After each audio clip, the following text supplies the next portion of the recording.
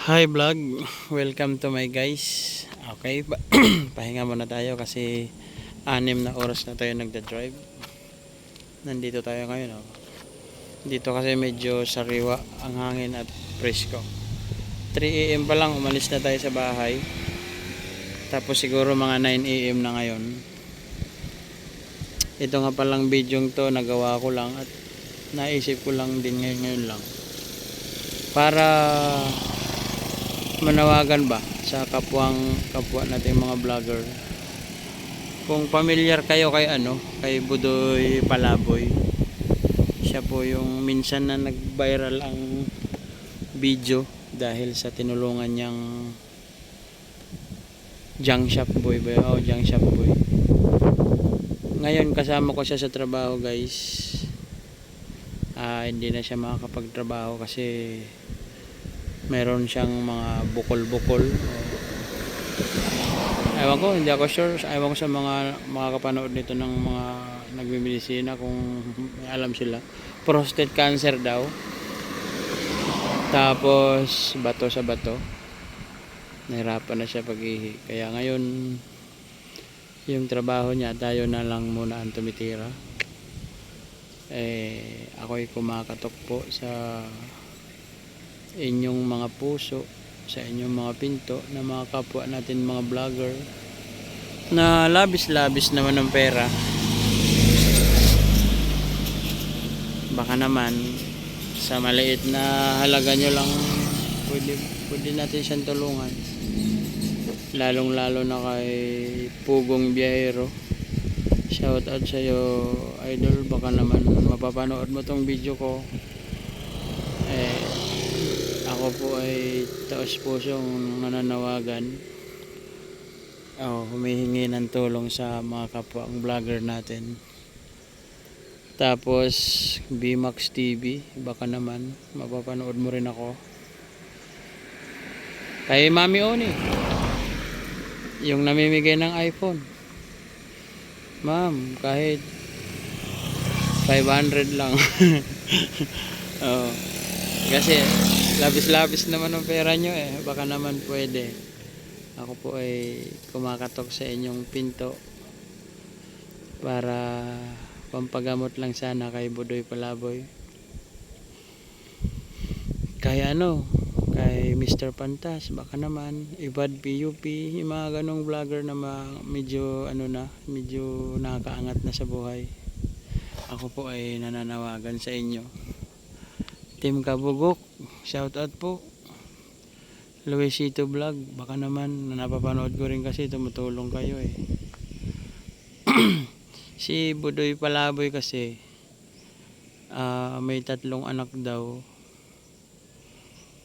Balita ko nga baka di na makapag-aral sa itong taon. Kasi yun nga po, wala silang pinagkukuhanan ng budget kundi sa trabaho lang. Hindi naman makapagtrabaho na si Budoy muna at nahihilo pag mamaneho at may sakit nga. Ako naman po walang kakayanan tumulong dahil ganon din po ang aking kalagayan, pero ayos lang po ako. Kahit paano nakakapagtrabaho pa naman ako. At saka medyo kaya ko pa naman. Para lang kay Budoy Palaboy itong video to. Bigla ko lang naisip kasi kaya ako ay nag-stop over lang dito. Panghuling deliver ko na pero wala nang konti na lang. Napaisip lang ako, guys, kasi imagine nyo, si Budoy Palaboy ay 39 years old pa lang. Pero nag-aalala talaga ako sa kanyang kalusugan kasi parang ang sabi ng iba, yung bato sa bato, mga ganun. Pang kidney yun, di ba? Kidney.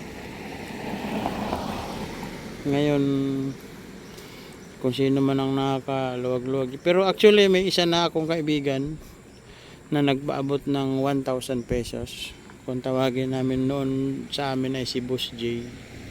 Ngayon mga 3 days mula ngayon papasyalan natin si Budoy. Update ko lang kayo guys kung sa next video natin. Kaya ko lang naman nagawa ang video to kasi naisip ko lang, kasi wala namang pinagkukuhanan si Budoy ng kanyang mga pampagamot. Baka naman meron sa inyo dyan na mga higit o labis-labis ang pera, baka naman po. Kasi ako po, kung meron lang ako, baka kaya ko rin tumulong. Pero isipin nyo nga po, ako nga po, butas ang tsinelas, diba? Wala. Tsinelas lang. Kahit tsinelas na lang, okay lang sa akin. Opo, yun nga po ang video natin sa ngayon, ay para kay Budoy Palaboy ang video nating araw na ito. At nananawagan tayo sa mga kahit hindi vlogger, yung willing tumulong sa kagaya ni Budoy. Nakatira nga pala si Budoy Palaboy guys sa Sitio Burol, sakop siya ng Silang Cavite. Ngayon medyo dumadaan siya sa isang pagsubok na hindi natin kuwang kung saan siya kukuha ng pampagamot, kasi kagaya po namin guys na ang kinikita sa isang araw ay sapat lang sa pagkain. Doon po kami talaga nahihirapan na once na nagkasakit. Kaya naman sa mga malalakas pang katawan dyan, wag nyo nga abusuhin ang inyong katawan para hindi darating ang araw na magkakaroon din kayo ng problema, hinay-hinay sa alak, puyat at kape. Yun lang po muna guys, update ko kayo next day kung anong mangyayari sa ating pananawagan para kay Budoy Palaboy. Akong inyong lingkod, si Apudo TV, sa kapirasong channel natin. Bye bye.